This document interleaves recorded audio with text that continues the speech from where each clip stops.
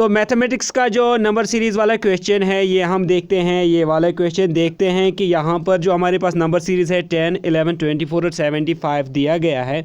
हमें बताना है कि डैश में कौन सा इनमें से नंबर आएगा। तो हमें इसके लिए क्या देखना होगा, इसका कौन सा पैटर्न बनता है। दोस्तों जब हम यहाँ पर देखते हैं, पहला जो नंबर है जो दिया गया है वो है 10।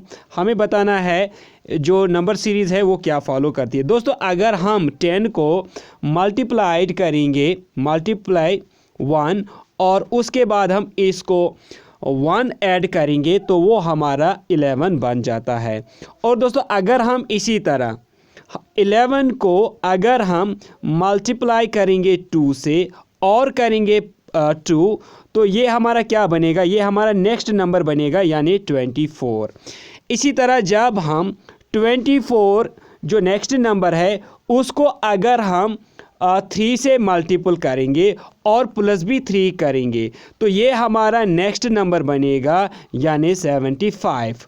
और उसके बाद अगर हम नेक्स्ट नंबर को यानी 75 मल्टीपल करेंगे 4 से और ऐड भी करेंगे 4, तो ये हमारा क्या बनेगा, ये हमारा नेक्स्ट नंबर यानी 304 बनेगा।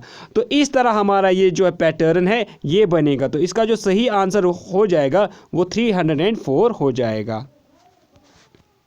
तो इसके बाद जो नेक्स्ट क्वेश्चन है, इस क्वेश्चन में हम क्या देखेंगे, हम देखेंगे इसमें जो सीरीज़ है वो कुछ इस तरह से है 2, 3, 6, 7, 10, 11, 14, 15, 18, 19 एंड 22। तो हमें बताना है कि उसके बाद कौन सा नंबर यहाँ पर आएगा। तो दोस्तों यहाँ पर जब आप कीनली देखते हैं तो ये जो सारे नंबर्स हैं ना, ये दरअसल 2 नंबर सीरीज़ हैं। यहाँ पर कैसे हैं ये देखिए, अगर हम 2 लेते हैं, 2 के बाद आता है 6, 6 के बाद 10, 10 के बाद 14, 14 के बाद 18, 18 के बाद 22। जब आप ये वाली सीरीज़ में देखते हैं तो +4 का एडिशन हुआ है, +4 +4 +4 +4, तो ये एडिशन हुआ है। और उसके बाद जब हम दूसरा लेते हैं तो यहाँ पर हम लेते हैं 3, 3 के बाद 7, 7 के बाद 11, 11 के बाद 15, 15 के बाद 19, ठीक है। जब हम यहाँ तक पहुँचते तो यहाँ पर भी +4 +4 +4 का जो एडिशन हुआ है। और 19 के बाद जब हम आगे चलेंगे, 19 के बाद जब हम आगे चलेंगे तो यहाँ पर जो नेक्स्ट नंबर आएगा वो क्या आएगा, तो 19 + 4 हम करेंगे। 19 + 4 कितना हो गया, वो 23 आएगा। तो इसका जो सही आंसर है वो पार्ट डी यानी 23 हो जाएगा।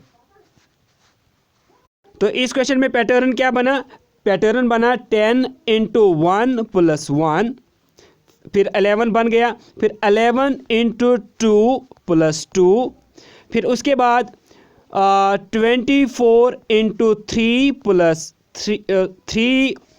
+ 3, और उसके बाद 75 का कैसे बना, 75 × 4 + 4, और ये हमारा पैटर्न बनता है 10 × 1 + 1, 11 × 2 + 2, 24 × 3 + 3 और 74 × 4 + 4।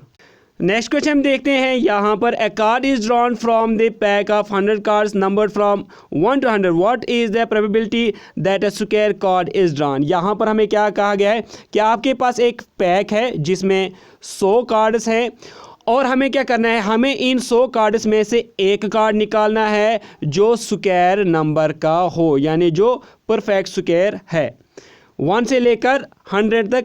तो जितने भी स्क्वायर कार्ड्स हैं उनमें से एक कार्ड की हमें प्रोबेबिलिटी निकालनी है। दोस्तों यहाँ पर आपको पता होना चाहिए कि जो प्रोबेबिलिटी है वो किसके बराबर होती है। प्रोबेबिलिटी की जो फार्मूला है वो है number of favourable outcomes divided by total number of outcomes, ठीक है।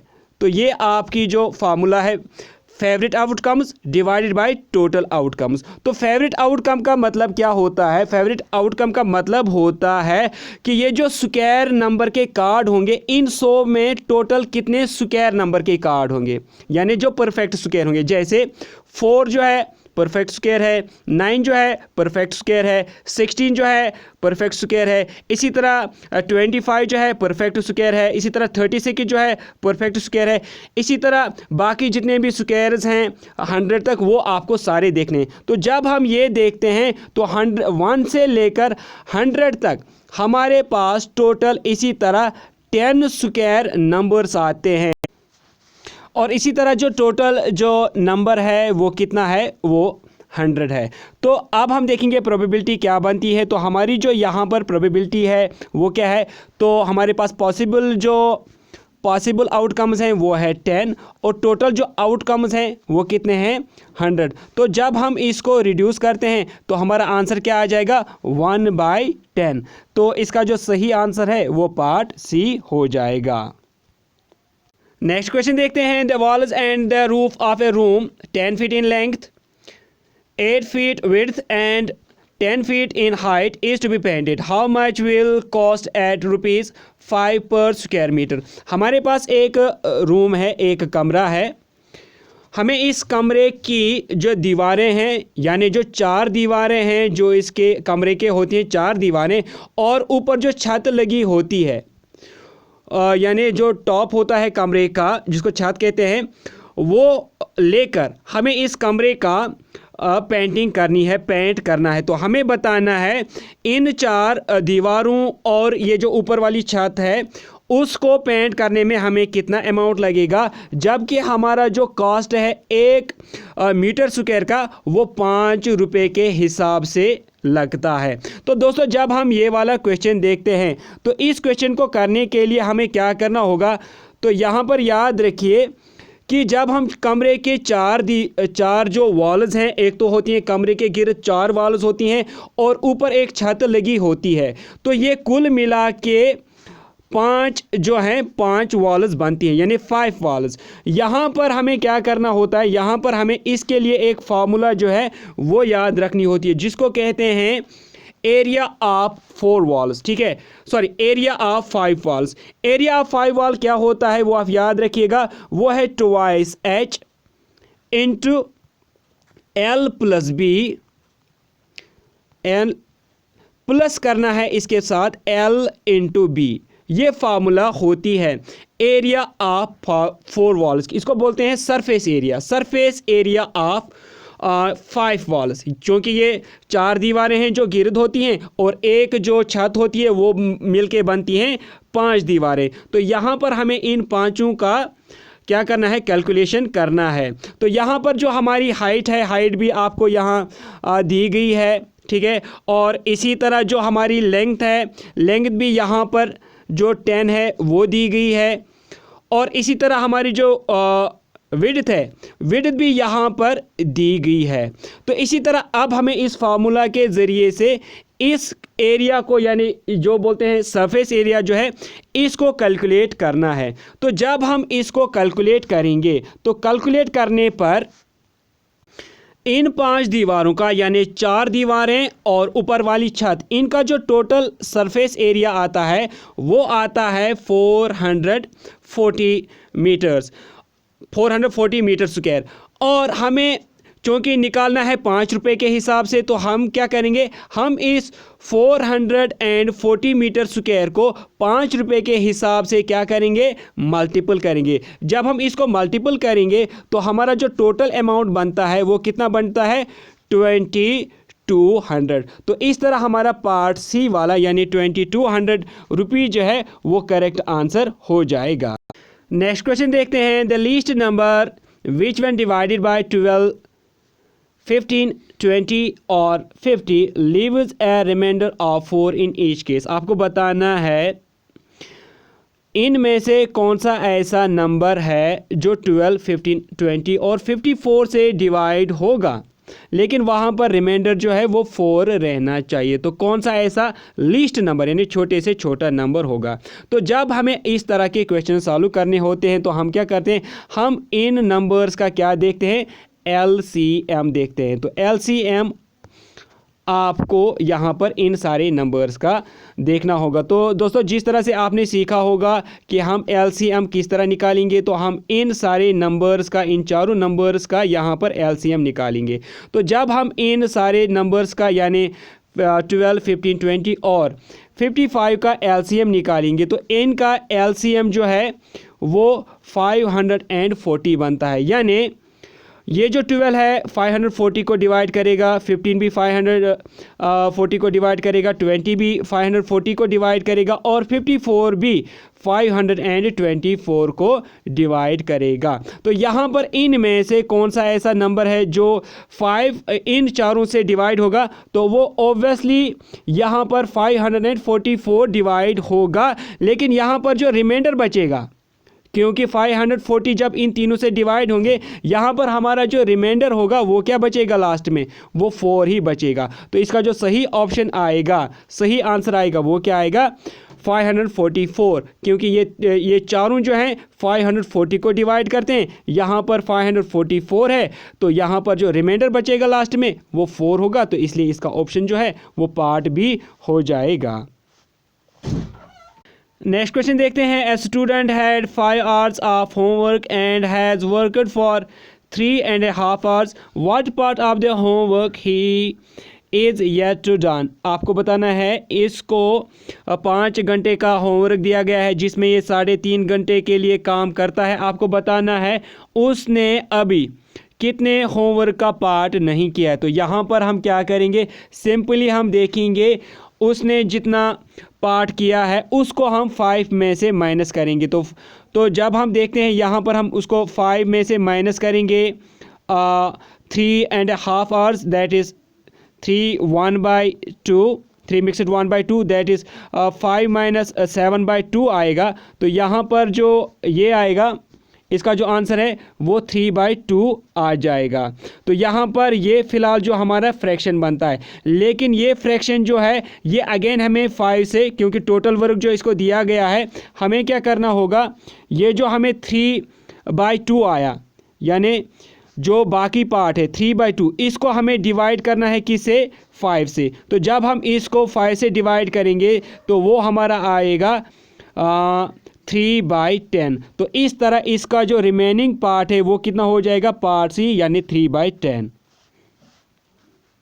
नेक्स्ट क्वेश्चन देखते हैं। If P and Q can complete a job in 3 days while P can do the same job in 12 days, how many days would be required for Q to do the same job। आपको बताना है अगर P और Q इकट्ठे काम करते हैं तो उनको 3 दिन लगते हैं, अगर P अकेले करता है तो 12 दिन लगते हैं। हमें बताना है अगर अब Q भी अकेले ही करेगा तो उसको कितने दिन लगेंगे। दोस्तों इस क्वेश्चन को 2 मेथड्स हैं, आप शॉर्ट ट्रिक से भी कर सकते हैं या आप इसको ट्रेडिशनली भी कर सकते हैं। तो ट्रेडिशनली हम कैसे करेंगे, सबसे पहले हम देखेंगे टोटल वर्क कितना है, टोटल वर्क यहाँ पर देखना है। तो टोटल वर्क ढूंढने के लिए हमें ये जो 12 है और जो 3 है इनका एलसीएम निकालना पड़ेगा। जब हम इनका एलसीएम निकालते हैं तो टोटल वर्क जो है वो 12 यूनिट का बन जाता है, यानी टोटल वर्क इनको 12 यूनिट्स का ही करना होता है, यानी दोनों को 12 यूनिट इनको काम करने हैं। तो अगर हम यहाँ पर P का यहाँ पर चलो दोनों का देखते हैं। तो यहाँ पर जब ये दोनों इकट्ठे काम करते हैं, यानी P और Q जो हैं ये इकट्ठे काम करते हैं, तो इनको 3 दिन लगते हैं काम करने के लिए। तो और अगर हम यहाँ पर ये देखें कि अगर ये 3 दिन में ये 12 यूनिट्स का काम करते हैं तो एक दिन में कितना करेंगे, तो P और जो ये Q है ये कितना काम एक दिन में करेंगे, तो ये करेंगे 12। तो इनको टोटल करने हैं और 3 दिन में ये काम ख़त्म करते हैं, तो इनको हम डिवाइड करेंगे और 12 को 3 से डिवाइड करेंगे तो वो हमारा 4 आ जाएगा। यानी P और Q जो हैं ये एक दिन में 4 यूनिट्स का काम कर लेते हैं, यानी P + Q, यहाँ पर ये अच्छे से याद रखिएगा, इज़ इक्वल टू 4। यानी P और Q जो हैं ये एक दिन में 4 यूनिट्स का काम कर लेते हैं। इसके बाद जब हम देखेंगे कि P जो है, अगर हम P देखेंगे P अकेले में कितना काम करेगा। यहाँ पर आप नज़र रखिएगा। देखिए, जब हम कहते हैं कि P एक दिन में कितना काम करता है, तो हमने कहा कि इसको टोटल डे जो हैं वो 12 लगते हैं, और टोटल जो वर्क है इसका वो भी कितना है, 12 ही है। तो जो P जो है ये एक दिन में, यानी एक दिन में कितना काम करता है, ये सिर्फ एक ही यूनिट का काम करता है। यहाँ पर हमने ये देखा कि P जो है उसका जो टोटल काम है एक दिन का वो 1 यूनिट कर लेता है, और जो P प्लस Q हैं यानी ये दोनों, ये कितना काम कर लेते हैं एक दिन में, ये 4 यूनिट्स का काम कर लेते हैं। तो यहाँ से हम क्या निकालेंगे, हम निकालेंगे Q जो है ये कितना काम कर लेता है एक दिन में। तो यहाँ पर देखिए P का एक दिन का काम प्लस Q ऐसे ही रखेंगे, तो इसको हम ऐसे भी लिख सकते हैं, यानी P प्लस Q का जो टोटल काम है एक दिन का वो कितना है, 4 यूनिट्स का। अगर हम P का वैल्यू जो हमने कहा कि एक दिन में P जो है वो 1 यूनिट का करता है, तो Q कितना करेगा, यहाँ पर हम निकाल सकते हैं कि Q जो है ये 1 को हम ट्रांसपोज करेंगे तो ये आएगा 4 - 1। तो यहाँ पर Q जो है वो कितने यूनिट्स का काम करेगा एक दिन में, Q जो है ये एक दिन में 3 यूनिट्स का काम करेगा। और जब Q जो है एक दिन में 3 यूनिट्स का काम करेगा, उसको 12 यूनिट्स का काम करने में कितना टाइम लगेगा। ठीक है, तो हम क्या कहेंगे, 12 टोटल इसको 12 करने हैं, और एक दिन में ये 3 यूनिट्स का काम करता है, तो इसको हम 12 को 12 से डिवाइड करेंगे तो कितना आएगा, 4। दैट मीन्स इसको जो है और 4 डेज़ लगेंगे इन 12 यूनिट्स को काम करने में। तो टोटल यहाँ पर जो हमारा आंसर है वो कितना आएगा, 4 डेज़। तो यानी Q को ये काम करने में 4 डेज़ लगेंगे। अब इसके बाद एक छोटी सी शॉर्ट ट्रिक है, अगर आप सीखना यहाँ पर, अगर इस तरह का क्वेश्चन आप सॉल्व करना चाहते हैं शॉर्ट ट्रिक से, तो शॉर्ट ट्रिक याद रखिएगा। यहाँ पर हम शॉर्ट ट्रिक से भी कर सकते हैं। टोटल वर्क मल्टीपल करना है दोनों का वर्क, अगर 2 हैं तो 2 का वर्क उनको ऐड करना है, यानी A + B का वर्क, ये याद रखिएगा। ऐसे टोटल वर्क इनटू आप करेंगे A + दोनों, यानी जो ये इकट्ठे काम करते हैं वो वर्क, डिवाइड आप करेंगे total work minus A + B का वर्क। अगर आप ऐसा करेंगे तो आप जल्दी से यहाँ पर इसका आंसर निकाल सकते हैं, तो वो भी मैं आपको दिखाऊंगा कैसे। देखिए क्या करेंगे, तो टोटल वर्क जब हम देखते हैं यहाँ पर, टोटल वर्क जो हमने देखा अभी वो कितना है 12, इनटू हमें करना है A + B का जो टोटल जो इन्होंने डेज किए वो कितने हैं, टोटल जो वर्क किए कितने दिनों में करते हैं, 3 दिनों में करते हैं।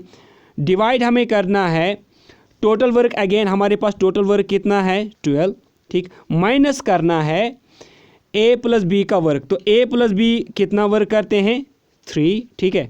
तो अब हम जब इसको सॉल्व करते हैं तो यहाँ पर 12 और 3 को मल्टीपल करेंगे तो ये 36 हो जाएगा, और यहाँ पर 12 - 3 करेंगे तो ये 9 हो जाएगा, और 9 और 3 को आपस में जब आप रिड्यूस करेंगे तो ये 4 हो जाएगा। तो इस तरह भी इसका आंसर 4 आ जाता है।